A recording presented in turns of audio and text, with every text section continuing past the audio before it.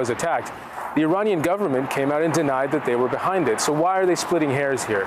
It really is interesting to unpack, but if we look at why, it's likely that what the Iranians are hoping is that if they can illustrate that they're only targeting U.S. interests, that they're only targeting U.S. and Israeli interests and U.S. assets on the ground, that once the firing is over, that they can begin to repair the damage that they have done by squandering political collateral with their Arab neighbors. Now, in this case, if this was civilian infrastructure or civilian targets, they have come under massive criticism. The Gulf Arab states are livid at these retaliatory attacks being carried out by Iran. So if they're hoping that splitting hairs like this will make diplomacy in the future easier, that's probably already not the case. They've already carried out wholesale attacks against every GCC country, against multiple neighbors in the region. So it does beg the question that why the IRGC is asking Saudi Arabia to investigate who might be behind this. The suggestion being by experts that it might be militias affiliated with Iran that were attacking from other areas. There's a great deal of social media speculation about conspiracy theories that it was a false flag attack. There's no evidence of this. And investigating circumstances like this in an active conflict setting is incredibly challenging. But what we are seeing is that Iran is continuing to signal that we are not attacking our Arab neighbors, we are attacking U.S. assets on the ground. But that argument falls flat a little bit more every time they strike. Zain Basravi live in Doha. Many thanks, Zain. Israeli airstrikes have hit a residential building in southern Lebanon. 4 people were killed and 2 others injured in the attack on site. It comes a day after 30 people were killed in Israeli strikes on the city. More than 800 people have been killed across Lebanon since hostilities between Hezbollah and Israel resumed this month. Well, some Lebanese leaders have suggested that they take part in rare negotiations with Israel. But Zaina Hoda in Beirut explains why talks are unlikely to be successful. Lebanon's Speaker of Parliament, Nabi Berri, one of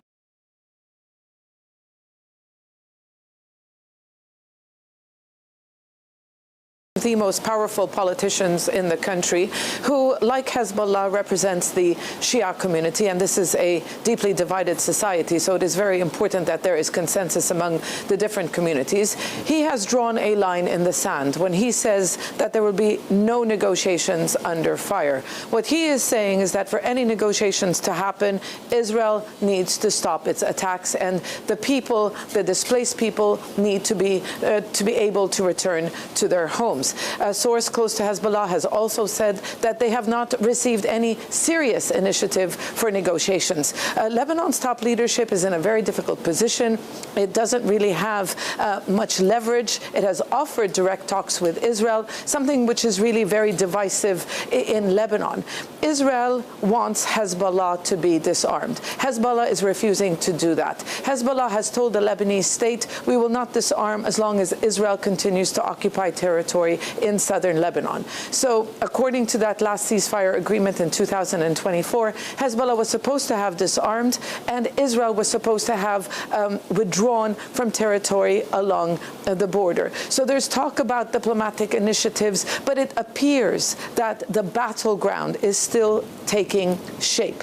No side really in the position to impose conditions. Yes, the Israeli military controls the skies. It can target across the country. It can level buildings. It has killed nearly 1,000 people. It has displaced nearly 1 million people. But Hezbollah believes that it continues to repel advancing troops in southern Lebanon, preventing the Israeli military, so far at least, from taking control of more territory in southern Lebanon. So neither side really in the position to impose their conditions. So as long as that continues, this, the battlefield not taking shape, it's going to be very difficult to see these negotiations lead anywhere.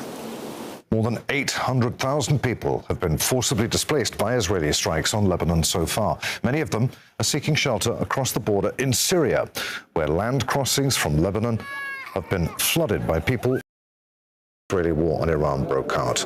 The UN says that nearly half of those fleeing Lebanon to Syria are children.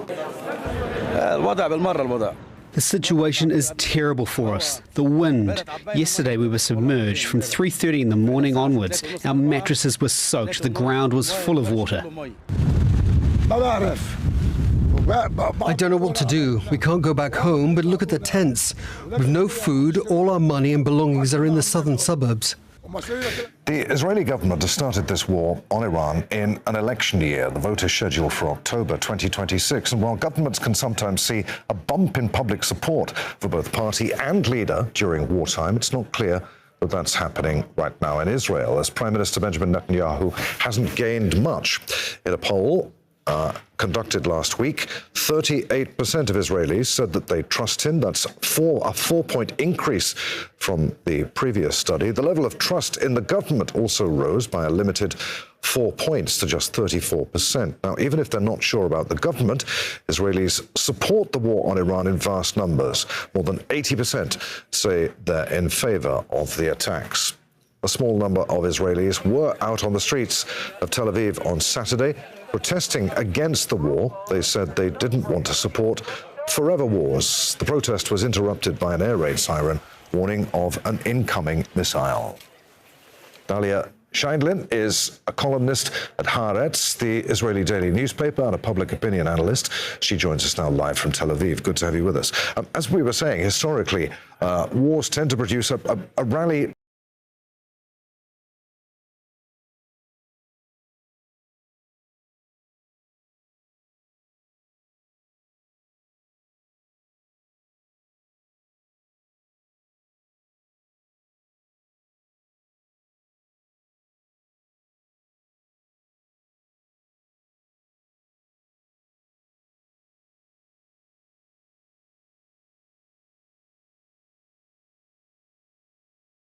'80s, this is the first invasion of Lebanon by Israel, and this is the time when Hezbollah was established, trained and funded by Iran. So it's decades of this group, taking control of the battle against the enemy, as they call it. They call themselves the resistance group, but I think over the past decade they started to lose credibility, whether in Lebanon or in the region, as they started to be getting involved in wars in the region.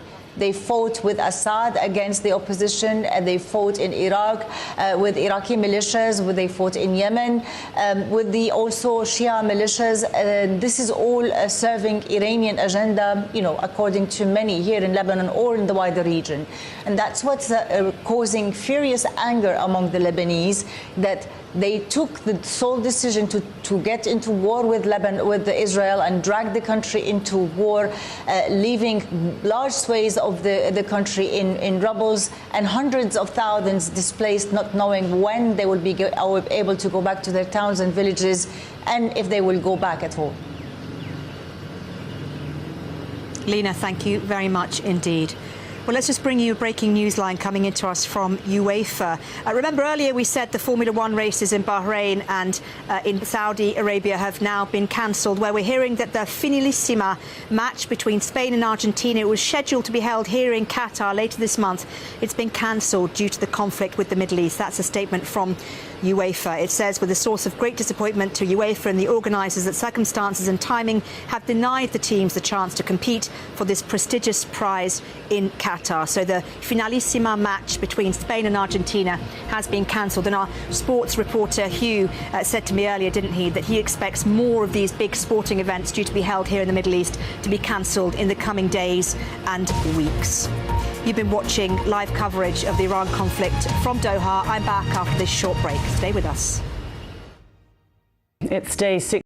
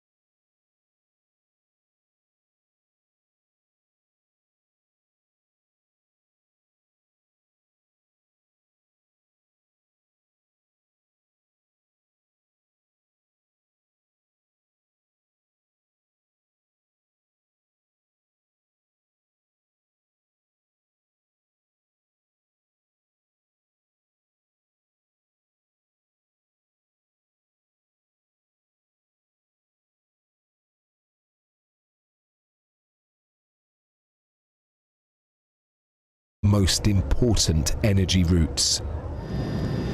President Donald Trump is now calling on countries including the UK, France and even China to send warships to help reopen the shipping lanes.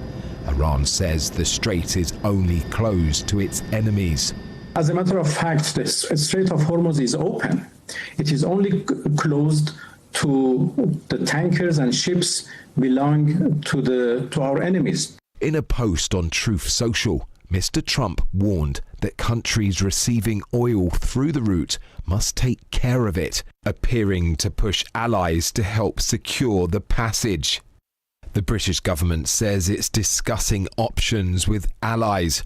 On Saturday, these pictures were taken of American bombers being loaded with weapons at RAF Fairford in Gloucestershire, but it's not thought there's been any formal request from the US for British ships to be sent to the Gulf.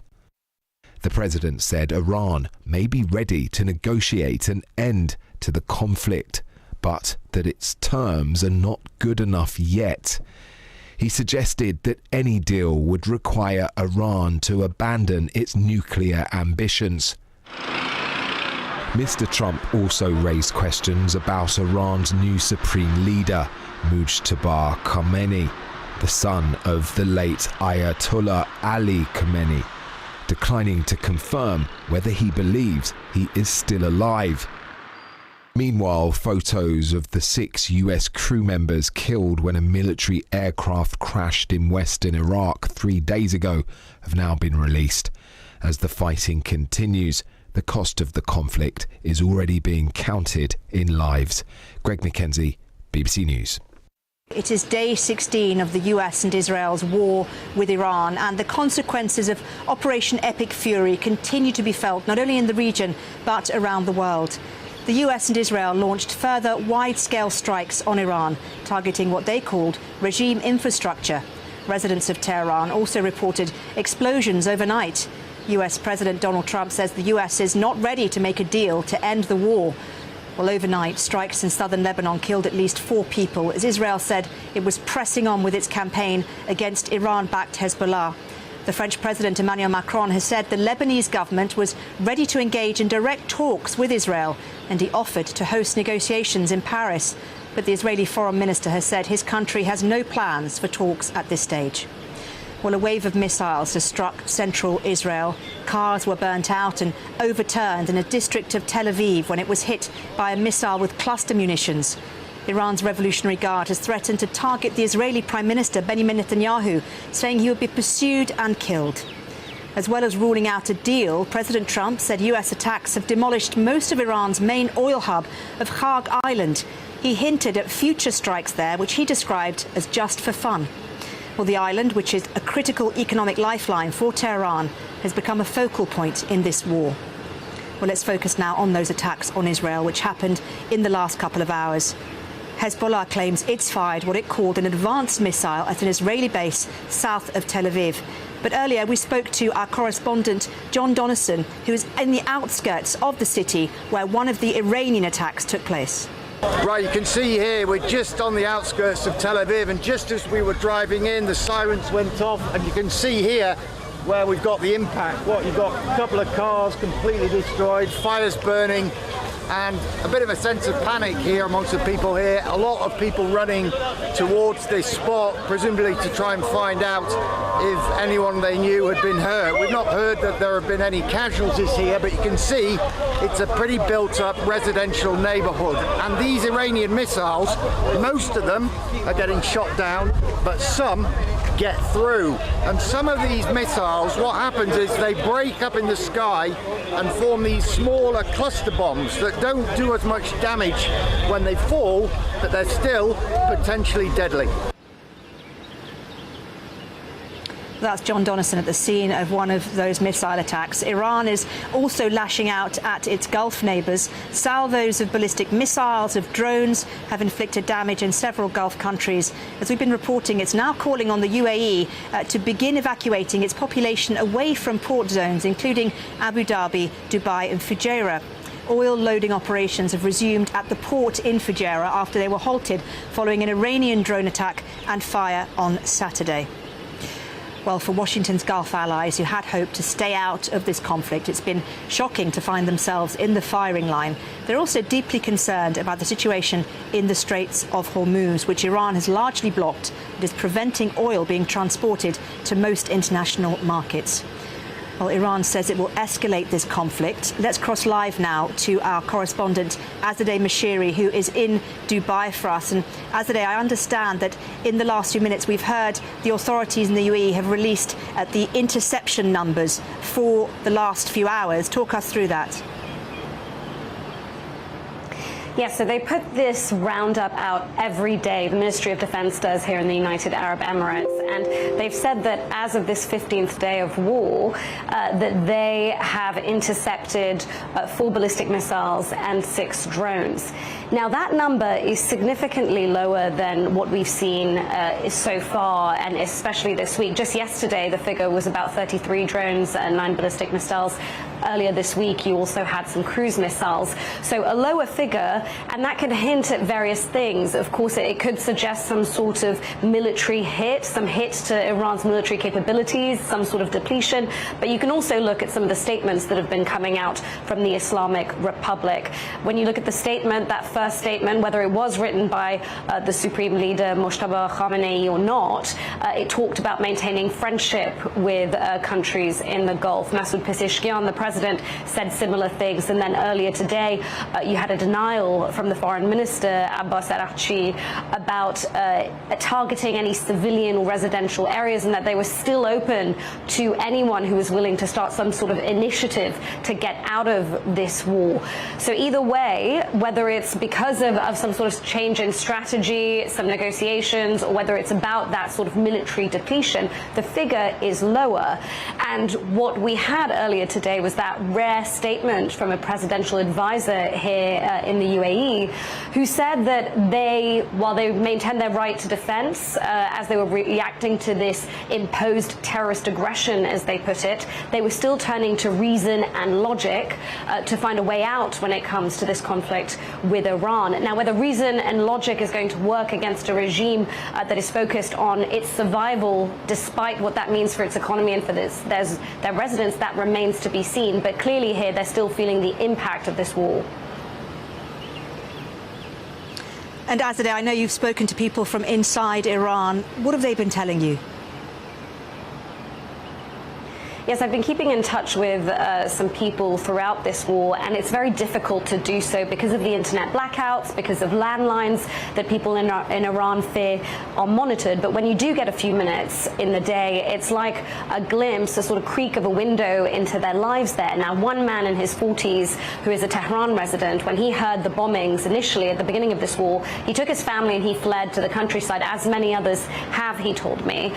But he still had hope. He was hoping that this could mean the end of the regime, that this could be the day he hadn't really ever thought was possible, where there could be some sort of democratic future, or at least a less repressive one for him. But that hope is gone. He said he is worried that the United States is just going to declare some sort of victory now, leave the regime in place, and that instead the future that they're going to get is one where the price of goods is higher. He talked about difficulty in getting food, medicines. He also talked about his fear of further unrest that would come with bloodshed, as he put it, referring back to the protests and the brutal crackdown we saw earlier this year that had thousands, if not tens of thousands, according to some rights groups, killed.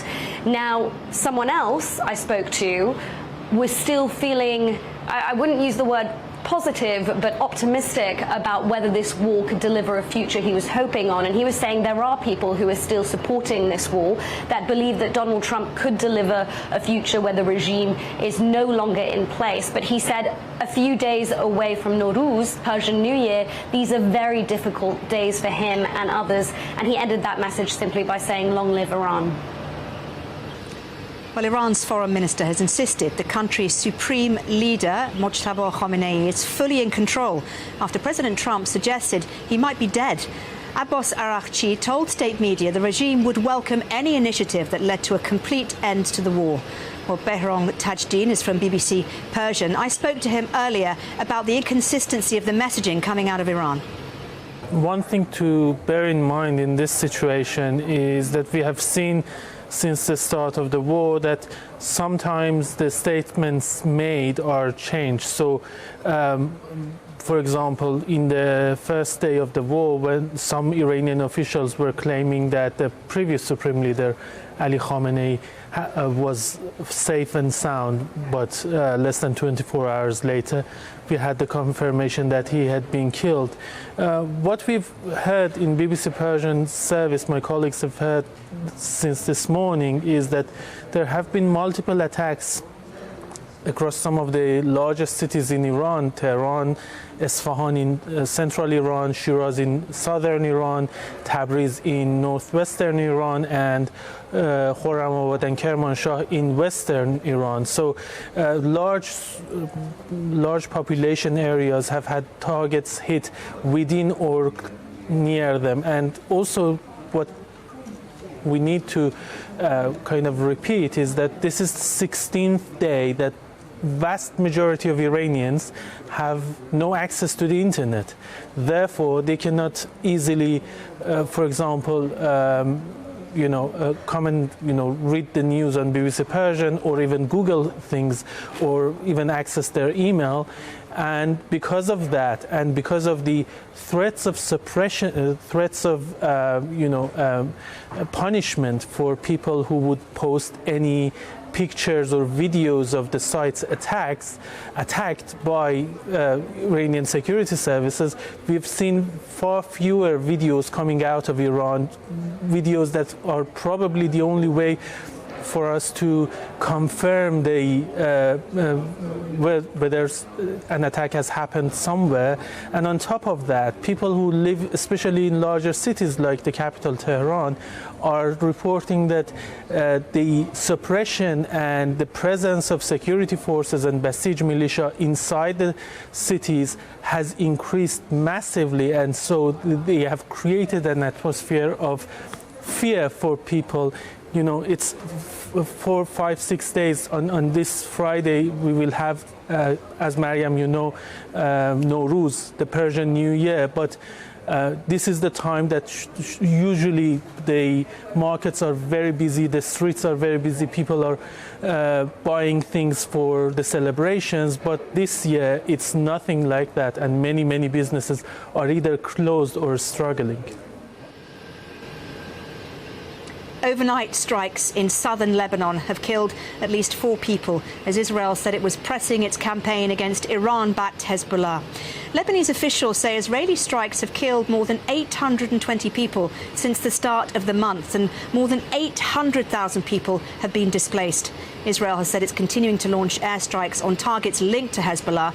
It accused the armed group of using ambulances and medical facilities for military purposes.